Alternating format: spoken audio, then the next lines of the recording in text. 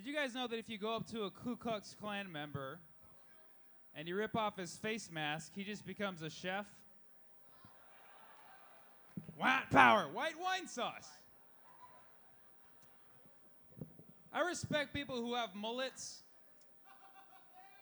because they're protecting their neck from the sun.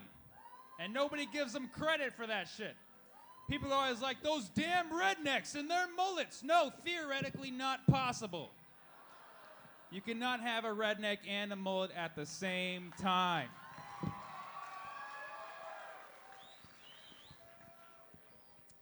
I love the South. I think when you look at America as a whole, we're really like a group of siblings. You know, the East Coast is like the firstborn, the most mature, the most responsible, the old soul.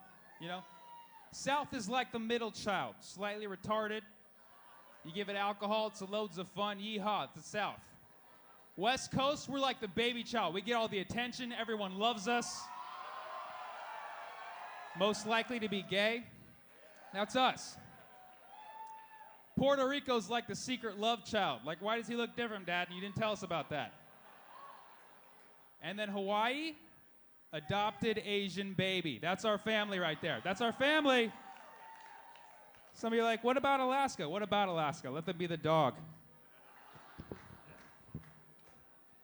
Get me all tangled in this, bitch. I myself, I'm Palestinian American, so I'm in the news all the time, pretty famous, and it's crazy because I'm Palestinian and my roommate is Jewish, so we always fight over where his room starts and mine ends. He pays more rent, but I've been there longer. You feel me?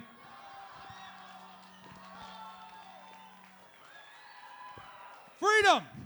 Freedom. Freedom. A lot of Middle Easterners complain, like, after 9/11, nobody likes us anymore. Like, I don't think anybody liked us before 9/11, to be honest.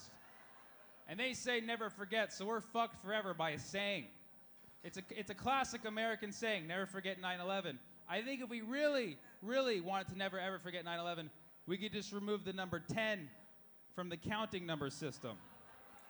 That way 9 and 11 will always be next to each other. You could literally never forget. Every time you counted, you'd be reminded, like 1, 2, 3, 4, 5, 6, 7, 8, 9, 11.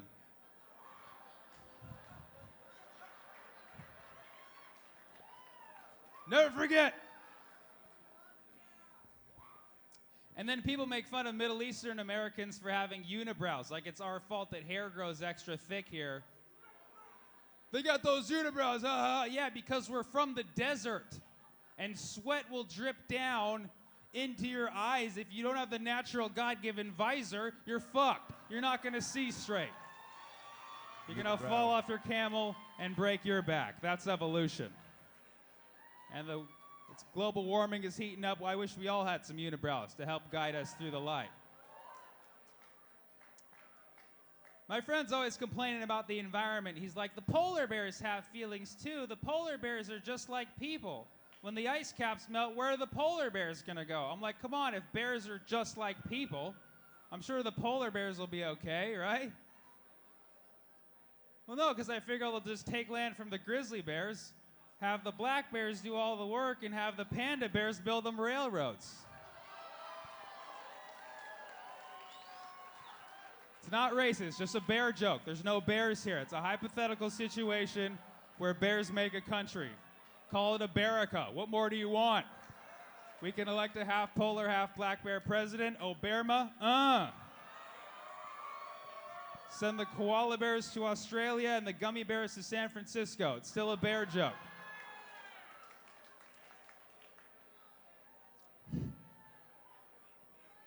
You guys ever think about becoming bisexual to double your options? Twice as many potential soulmates, that's half the anxiety about who you're gonna end up with. You know what I mean? Like, I'm not gay, but just to know that there's a guy out there who could take really good care of me, I sleep so much better at night. Just imagine, if you're a bisexual pedophile and the bestiality of the world is your oyster, oh my God. I gotta clap for that, believe it or not. You guys ever notice that when you're in love with someone, the sex is really good? And then when you hate someone, the sex is also really good?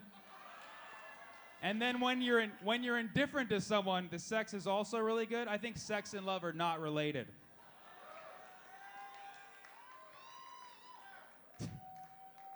Talking about, yes, thank you. It is true. I think one of the beautiful things about America is all the religious harmony that we have. I actually don't believe in heaven and hell because hot air rises, so it should be the other way around. Yeah. And I believe that God is a woman. So I don't say amen, I say that's what she said. All day, baby. All day. Why can't the religions get along? I mean, the major religions all came out around the same time, right? Christianity, Islam, Judaism, even Buddhism, they all came out within the same few hundred years. And then we haven't come out with another major religion since then. That's the crazy part to me. Like if humans were like a band and major religions were like hit singles, we haven't come out with a hit in 2,000 years. That's slacking. That's loss of a record deal if you're signed by God. You're about to get dropped by Hova, if you know what I mean. And some of you are like, what about Mormonism? Okay, remixes don't count. I'm talking about the originals. Scientology, not the dubstep version, the classics, man. What is it about that time period, back around 0 BC, when a guy came down from a mountain and was like, yo, I just talked to God. Okay, write this, put this into a book. This is important. If you did that nowadays, people would be like, you're smoking. Go back up that mountain. You're high. I don't care what you have to say. And it was always a Middle Eastern dude, too. Jesus, Muhammad, Moses were brown dudes with long hair, bushy beards, wearing robes, coming down the mountain. I just talked to God. That's a terrorist alert in modern-day society. Are you kidding me? Wearing sandals? Call national security right now. I mean, Jesus probably did come back already. He's in Guantanamo Bay right now because someone phoned him in. I know a lot of you aren't on board with this. That's fine because I didn't even write it, okay? Because God did. He told me the top of Mount Diablo. And he told me to tell you.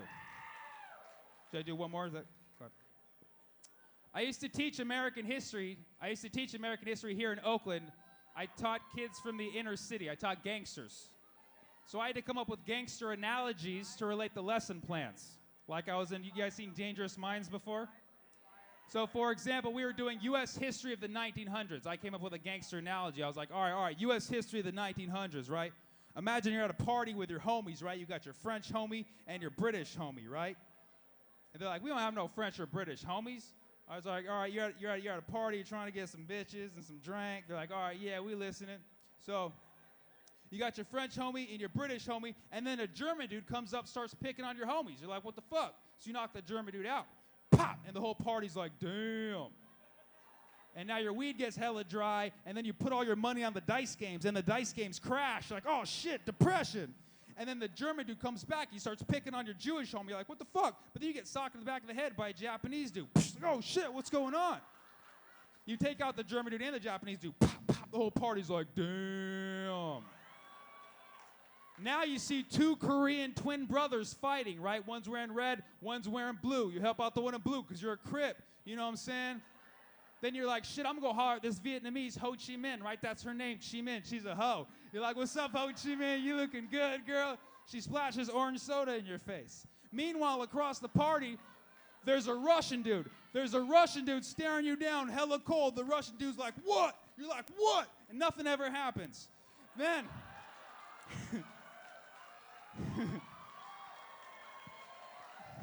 There's an Iraqi dude burning up the road. You chase him out the party. He disappears for 10 years. You're like, take that, unibrow. You give your Somalian homie a sandwich. You get a blowjob in the bathroom from a girl named Monica. You're like, my bad. And that's the 1900s right there, kids. Thank you guys so much. I'm Sammy Obeid. God bless America. Sammy Obeid.